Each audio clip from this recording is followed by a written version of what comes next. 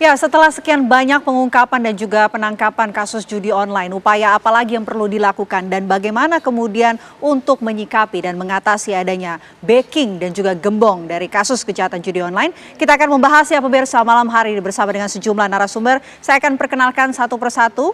Ada Mas Raka, mantan pelaku judi online. Selamat malam Mas Raka. Sehat Mas? Alhamdulillah sehat. Alhamdulillah. Selain Mas Raka, ini di sebelah Mas Raka juga sudah hadir. Ada Ibu Hanifah Hasna selaku kriminolog. Selamat malam. Selamat malam, Mbak. Sehat Ibu? Alhamdulillah. Alhamdulillah. Di sebelah Bu Hanifah, ini ada Irjen Pol Purnawirawan Arianto Sutadi, Penasehat Kapolri. Selamat malam Pak Arianto. Selamat malam, Mbak. Sehat Pak? Alhamdulillah. Alhamdulillah sehat. Selain ketiga narasumber kita pemirsa, kami juga akan menyapa narasumber melalui sambungan virtual Zoom. Ada Pak Khoirul Anam, anggota Kompolnas. Selamat malam Pak Khoirul. Malam semuanya, sehat selalu. Baik, sebelum kita memulai diskusi kita bersama dengan sejumlah narasumber pemirsa, belakangan sejumlah cerita korban judi online menjadi perhatian publik. Beberapa saat lalu publik digegerkan dengan kasus poluan di Mojokerto, Jawa Timur, di mana pelaku ini nekat membawa suaminya yang diduga kecanduan judi online. Seorang poluan yakni Brigadir 1 membakar suaminya yang juga merupakan polisi, Brigadir 1 Dian Dwi Wicaksono, lantaran marah karena sang suami sering menghabiskan uang belanja untuk bermain judi online. Ya, ini adalah sederet kasus kecanduan judi online pemirsa. Selain itu juga ada kasus lainnya di mana ada Letda R, perwira keuangan atau Paku TNI AD dari Brigif Tribudi Maros, Sulawesi Selatan ditangkap karena menggelapkan uang persatuan sebesar 76 juta rupiah. Ia 876 juta rupiah. Ia nekat menilap uang kesatuan lantaran kecanduan judi online. Ya, kasus lainnya pemirsa, ini ada pegawai Bank Maluku cabang Namlea berinisial ES di Kabupaten Buru, Maluku nekat menggelapkan dana simpanan Bank Indonesia atau BI senilai 1,5 miliar rupiah untuk dipakai bermain judi online. ES menjalankan aksinya tanpa ketahuan selama 1 tahun terakhir dengan cara memalsukan laporan keuangan. Dugaan penggelapan dana yang dilakukan oleh pelaku ini terjadi sejak Desember 2022, di mana ES memanfaatkan posisinya sebagai penanggung jawab titipan BI di Bank Maluku cabang Namlea.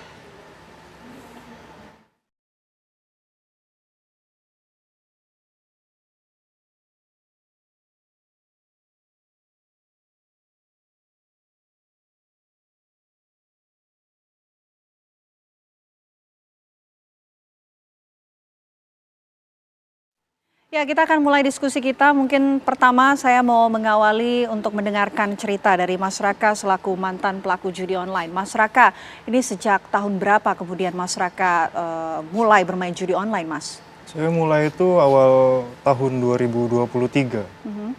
Awalnya tuh saya dari promosi-promosi di media sosial.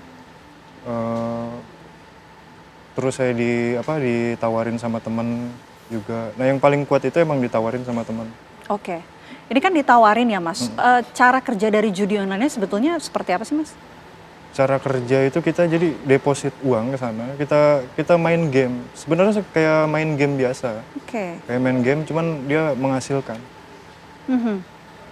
Jadi perbedaan antara game biasa apa, Mas? Kalau dari game online yang dimainkan oleh Mas Raka? Perbedaannya tuh kita pakai uang, itu aja bedanya.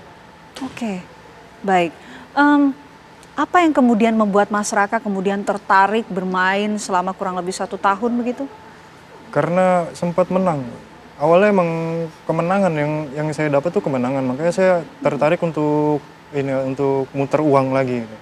Okay. Karena saya masukin uang, saya deposit uang itu, saya menang sekitar 10 kali lipat awal. 10 kali lipat, iya. berapa nilainya? Awalnya saya masukin uang 7 juta dan saya menang 70 juta. Makanya saya tertarik untuk masukin lebih dan lebih. Oke. Tapi setelah untung tadi itu sampai 70 juta, bagaimana selanjutnya Mas Raka? Rugi. Rugi? Iya, saya cuma dapat kesempatan 2 kali rugi dan ambruk. Kan rugi nih Mas, Iya. apa yang Mas Raka lakukan selanjutnya? Saya nyari nyari uang lagi, nyari tambahan uang untuk saya mulai lagi gitu kan dari awal. Karena saya masih berpikir bahwa mungkin setelah ini saya menang. Oke, dengan cara apa Mas mencari tambahan uangnya? Saya pinjam keluarga, saya jual aset, saya gadaikan rumah. Jual rumah juga, Iya. secara total nilainya berapa Mas? Total keseluruhan kerugian saya Ya, 300. 300 juta rupiah. Iya. Oke. Kalau Mas Raka pada saat itu bekerja Mas? Kerja, saya finance. Pekerja finance. Iya. Lantas dengan kemudian mencari banyak pinjaman, begitu menjual rumah, pekerjaan sehari-hari Mas Raka seperti apa Mas? Pekerjaan lancar, cuman saya sempat juga pakai uang kantor gitu. Pakai uang kantor untuk ngelakuin itu. Pakai uang kantor. Iya. Berapa Mas? Sekitar 20. 20 juta. Iya. Sempat diperkarakan Mas Raka? Enggak, karena saya lama di sana dan saya terus terang ke mereka kondisi saya dan mereka prihatin, akhirnya dijadikan hutang. Oke. Mas, ini Anda kemudian mengambil kerugian dari pinjol kah? Enggak. Enggak. Dari mana Mas? Saya dagang. Dagang. Oke. Kalau selain kemudian jual-jual rumah begitu, mencari pinjamannya didapatkan dari mana Mas? Dari keluarga. Dari keluarga keluarga. dan teman-teman. Kalau keluarga responnya seperti apa setelah Mas Raka ini minta untuk meminjam uang? Setelah awal pinjam uang sih mereka ngasih gitu. Cuman setelah saya tahu saya untuk judi, mereka marah. Mereka prihatin sama saya. Akhirnya saya nggak pernah dikasih pinjam lagi. Oke. Setelah terjerat judi online Mas Raka, apa yang kemudian Mas Raka alami? Saya berhenti dari kerja karena masalah itu. Saya ditinggalin calon istri saya. Akhirnya saya ambruk gitu. Saya stres. Oke. Lantas kemudian bagaimana Mas Raka bisa memutuskan untuk berhenti begitu, untuk nggak lanjut lagi nih main judi online? Titik balik saya waktu saya ditinggal sama calon istri saya. Karena saya mau nikah beberapa saat lagi. Saya ditinggal karena saya ketahuan judi online. Nah, itu titik balik saya di situ. Makanya saya berhenti dari semua itu. Oke. Itu yang membuat Mas Raka berhenti. Iya. Tapi sampai saat ini Mas, itu berhenti tahun berapa Mas? 2023 akhir. 2023. Sampai saat ini masih tertarik gak Mas untuk main judi online lagi? Enggak.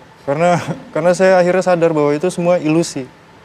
Emang apa sih Mas yang dirasakan begitu selama main judi online sampai gak sadar gitu? Untuk spesifiknya saya tuh main slot. Main slot itu dia perputaran perputaran mesin gitu, perputaran. Nah, dari putarannya itu seolah-olah kayak menghipnotis saya gitu. Untuk saya merasa nyaman di putaran itu. Oke, merasa nyaman dan kemudian terus-menerus meningkatkan nominal begitu ya Mas? Dan kecanduan. Ngerasa nyaman dan kecanduan. Kalau meningkatkan nominal itu karena obsesi. Jadi itu dua hal yang berbeda yang dialami oleh Mas Raka. Iya. Kalau teman dari Mas Raka, ini kan Mas Raka juga sempat ditawari ya oleh temannya Mas Raka ya? Iya. Ini bagaimana nasibnya Mas? Dia juga sama kayak saya. Dia ekonominya hancur, pekerjaannya hancur. Semuanya sama. Dan nyari semua yang ada di circle saya pada akhirnya seperti itu. Tapi dulu Mas Raka awalnya iseng nyoba-nyoba atau seperti apa Mas? Karena dapat pengaruh dari media sosial. Saya kan sering lihat selebgram endorse. Terus saya ngeliat di media sosial kayak Facebook itu mereka sering live nunjukin kemenangannya. Terus dari teman-teman saya juga gitu. Saya terpengaruh sama mereka. Jadi itu yang membuat Mas Raka tergiur begitu ya dengan adanya iklan di media sosial dari public figure begitu. Iya betul. Oke, lalu bagaimana kemudian Mas Raka bangkit Mas setelah keterpurukan bermain judi online? Ya pada akhirnya saya ngerasa itu semua salah, itu semua ilusi, saya terjebak sama ilusi itu dan saya maunya sekarang ngelakuin usaha yang real gitu. Karena nggak ada hasil yang baik itu diperoleh sama cara yang buruk. Buat saya slot itu buruk. Oke, tapi setelah berhenti main judi online, sulit nggak sih Mas untuk bangkit? Untuk recovery-nya sulit Mbak, terutama Apa yang mental. membuat sulit? Terutama di mental gitu. Karena kan saya terpuruk itu meninggalkan banyak hutang. Gitu. Oke, hutangnya sampai saat ini masih ada? Masih masyarakat? berjalan. Berapa Mas? Sekarang baru terbayar setengahnya dari 300 itu. 300 juta baru kurang lebih 150 juta. 150. Bagaimana kemudian Mas Raka membayar dan menyicil hutangnya Mas Raka? Saya usaha untuk dagang, pada akhirnya saya cuma kembali ke dagang gitu. Saya ngandelin penghasilan dari berdagang itu. Ada nggak sih penyesalan Mas Raka? Penyesalan ada, cuma ya udah lewat juga, udah terjadi. Andai saya dulu nggak tergiur untuk mendapatkan hasil yang lebih dari itu, mungkin saya nggak akan seperti ini. Tapi begini Mas, untuk judi online atau game online yang tadi sempat Mas Raka sampaikan ya, bagaimana kemudian Mas Raka memastikan bahwa ini terpercaya begitu dan yakin bahwa keuntungan ini bisa didapatkan lagi setelah sempat menang satu kali? Karena mereka punya pola. Polanya apa? Setiap setelah kita kalah kita menang. Kebanyakan saya tahu mungkin itu mitos dari teman-teman saya. Setiap kita kalah itu kita menang pasti. Makanya saya ngerasa bahwa saya dikasih kesempatan kalah untuk menang. Gitu. Oke. Dan itu uang keuntungannya bisa langsung diambil dan juga dinikmati begitu ya Mas ya? Iya langsung. Oke. Baik. Itu dari Mas Raka. Sekarang saya mau ke Bu Hanifah ya. Bu Hanifah, mendengar cerita dari Mas Raka, salah satu mantan pelaku judi online yang sudah berhenti saat ini, dan mungkin banyak cerita-cerita lainnya. Apa sih yang sebetulnya membuat masyarakat masih terjerat dengan adanya judi online? Padahal sudah ketahuan begitu, ini hanya membuat terjerat sesaat saja begitu. Ya, baik, sebetulnya sudah dijelaskan sama Mas Raka ya, bahwa pertama itu karena ada kemudahan dalam berinternet. Terus semua orang mengakses, semua orang diiming-imingi. Jadi agresif sekali itu iklannya gitu. Ketika iklan itu agresif, terus menunjukkan kehidupan yang hedon, siapa yang nggak kepengen? Ya, akhirnya mereka mengikuti itu. Padahal dengan dia sudah mengikuti itu, yang kena kan wiring system. Jadi ada bagian otaknya yang rusak sehingga dia jadi adiksi. Nah, ketika adiksi, dia sudah tidak bisa menghentikan karena dopaminnya keluar terus. Dia ingin mencapai kesenangan-kesenangan baru. Nah, kesenangan-kesenangan baru itu membutuhkan modal yang besar. Untung masyarakat ini bisa menghentikan di 1 tahun pertama dia terjerat. Jadi adiksinya masih 1 tahun dan dia ada titik balik untuk membuat dia baik. Tapi yang lain, karena ketika dia sudah kecanduan judi online, yang terpengaruh secara sosial, finansial, mental, seperti yang disampaikan Mas Raka, mentalnya kena. Secara sosial pasti dia dijauhi sama orang, kadang ngutang aja sekarang udah nggak bisa, ya kan? Finansial, kalau sudah berkeluarga itu biasanya terjadi kekerasan dalam rumah tangga, karena dia akan menjual semua aset yang ada di rumah. Terus dalam kondisi mental yang buruk, dia akan menjadi pribadi yang agresif, sehingga dia cepat sekali menyerang, dia cepat sekali marah, dan dia tidak bisa menjadi pribadi yang baik di rumah itu. Nah, tidak jarang terjadi kekerasan dalam rumah tangga, bahkan pembunuhan atau bunuh diri ketika dia sudah tidak bisa menyelesaikan permasalahan itu.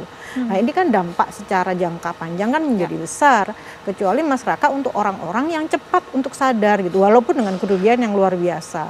Seperti itu. Oke, baik. Setelah pengungkapan dan juga penangkapan dari kasus judi online ini, upaya apa sebetulnya yang perlu diperbaiki dan juga ditingkatkan oleh pihak kepolisian? Tapi dijawab nanti Pak Arianto usai jeda. Kami jeda terlebih dahulu pemirsa. Apa kabar Indonesia Malam akan kembali sesaat lagi untuk Anda.